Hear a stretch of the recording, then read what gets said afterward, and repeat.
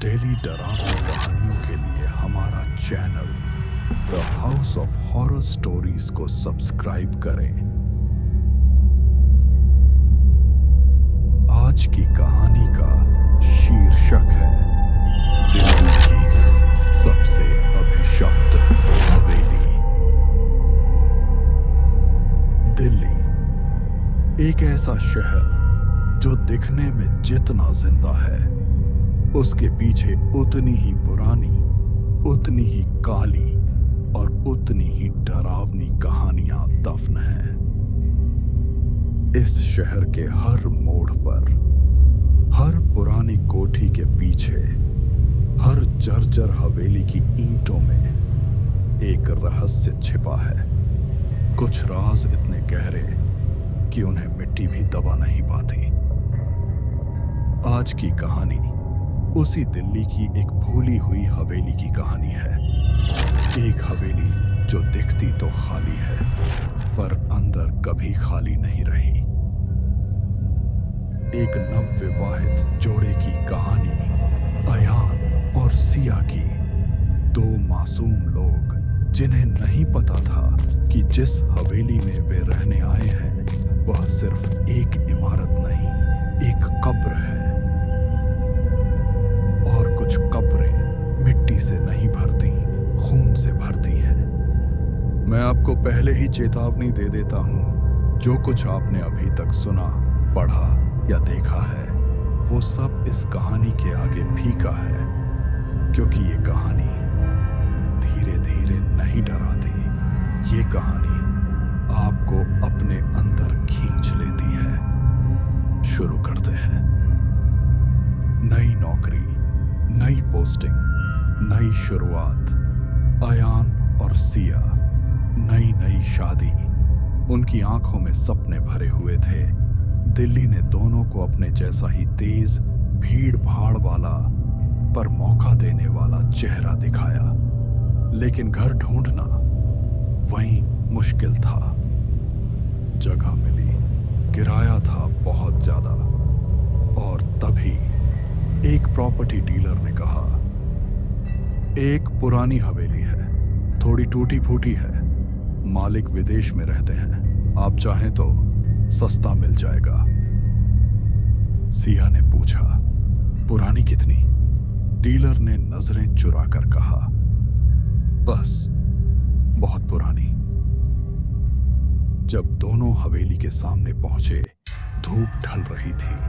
लता पत्तियों से ढंकी लंबी दीवारें, पुराने लकड़ी के गेट पर जंग, और हवा में एक अजीब सी महक, जैसे किसी कपड़े को जलाकर बुझाया गया हो। अयान ने मुस्कुराते हुए कहा, चलो अंदर देखते हैं। दरवाजा जब खोला गया तो आवाज आई, ऐसी आवाज जैसे कोई अंदर से पकड़कर रोक रहा हो, या फिर कोई बहुत समय बाद इस दरवाजे से बाहर निकला हो। भीतर ठंडी हवा ने दोनों का स्वागत किया। कमरे बड़े थे, पर खाली, इतने खाली कि अपनी सांसों की आवाज भी गूंज रही थी। सिया ने सीढ़ियों की तरफ देखा और उसकी रूह सिमट गई। ऊपर की तरफ एक काली परछाई खड़ी थी, पूरी तरह स्थिर, बिना हिले, बस नीचे देख रही थी।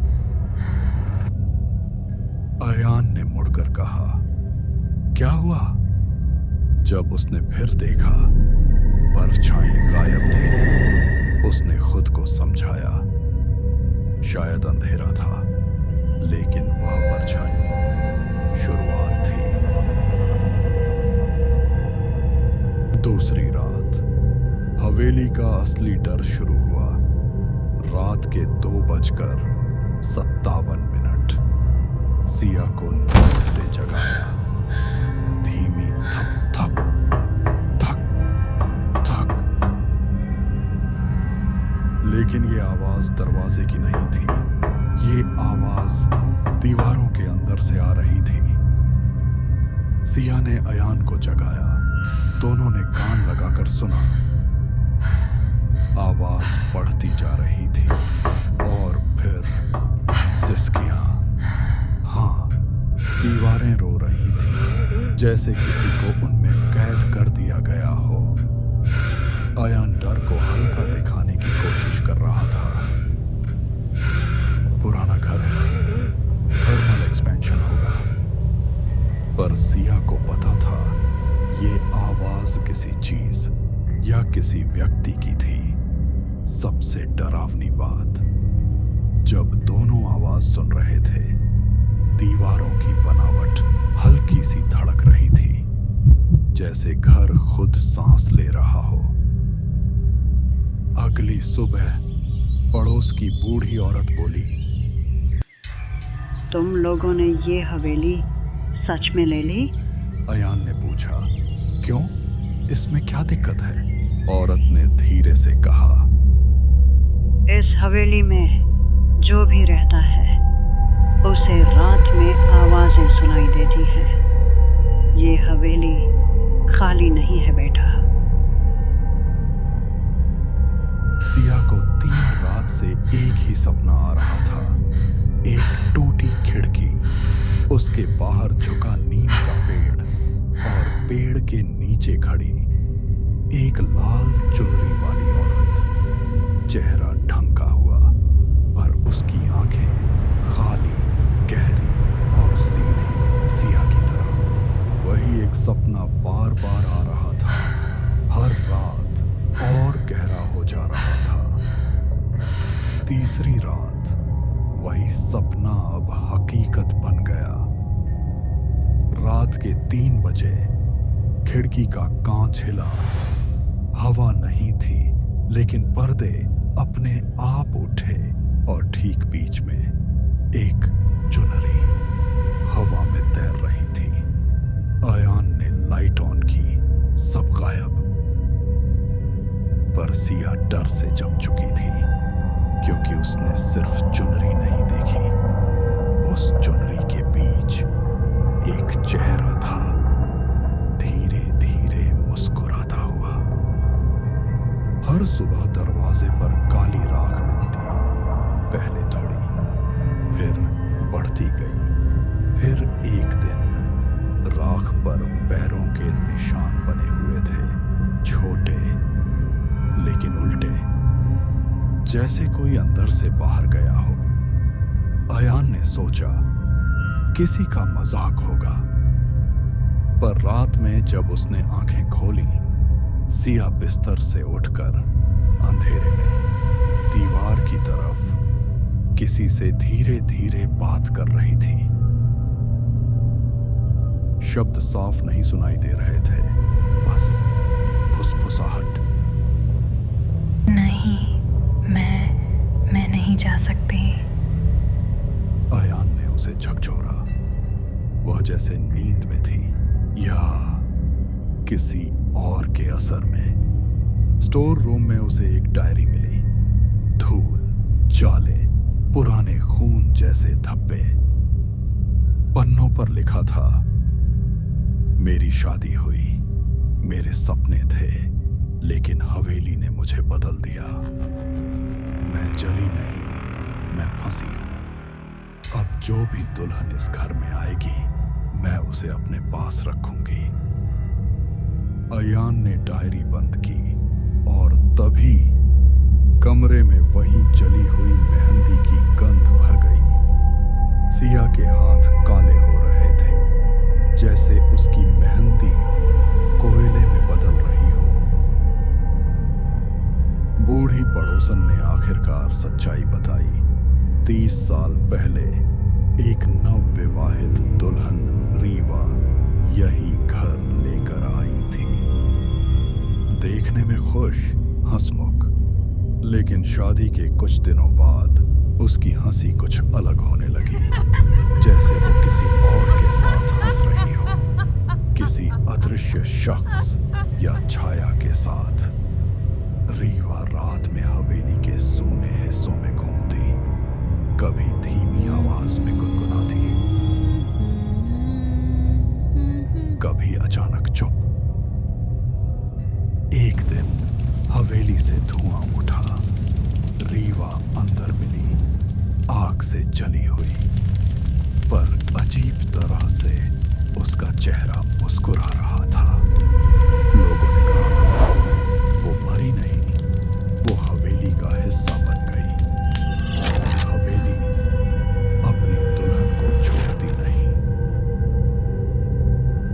आंगन सूखा था, लेकिन उस रात मिट्टी अपने आप फटने लगी। सिया ने देखा मिट्टी के नीचे से एक लाल चूड़ी बाहर आई, और फिर एक आवाज, सिया, डरो मत, मेरे पास आओ। सिया पीछे हटती रही, पर आंगन की छाया उसके पैरों को पकड़ रही थी।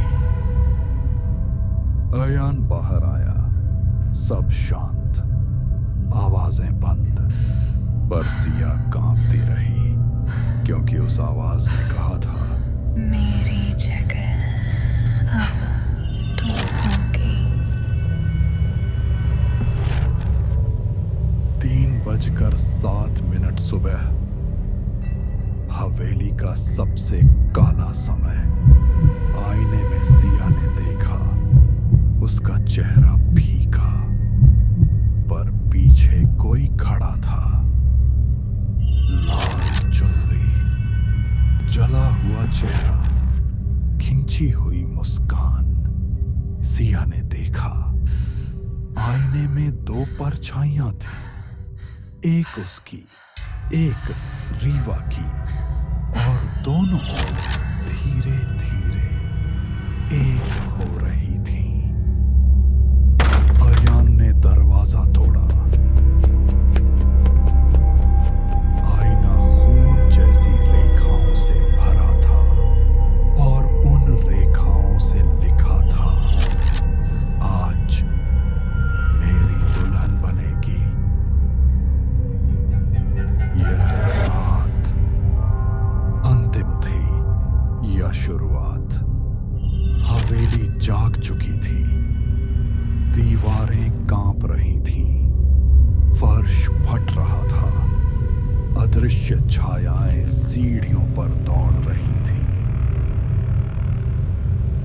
सिया बिस्तर पर उसकी आंखों में 2 लोग थे, उसकी अपनी मौजूदगी और रीवा का अंधेरा। पंडित आए, मंत्र पढ़ने लगे, पर दिए खुद बुझते जा रहे थे। सिया की हंसी धीमी, फिर भारी, फिर गहरी, जैसे 2 आवाजें एक साथ हंस रही हों। अयान रोते हुए बोला, सिया, वापस आ जाओ। सिया ने सिर उठाया, आंखें काली, चेहरा खींचा हुआ, और उसने कहा, अब देर हो चुकी है अयान।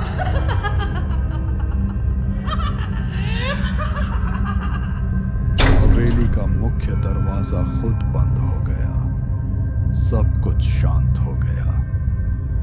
फुसफुसाहटें खत्म, चीखें खत्म, सांसें खत्म।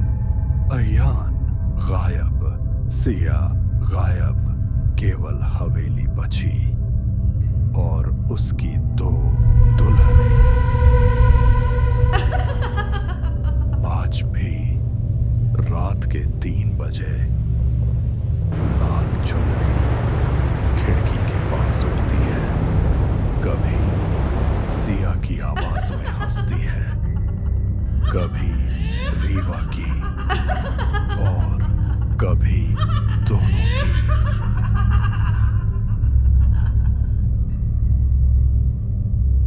हवेली आज भी खड़ी है, और अपने अगले मेहमान का इंतजार कर रही है, क्योंकि कुछ घर कभी खाली नहीं होते, कुछ दुल्हनें कभी वापस नहीं जाती।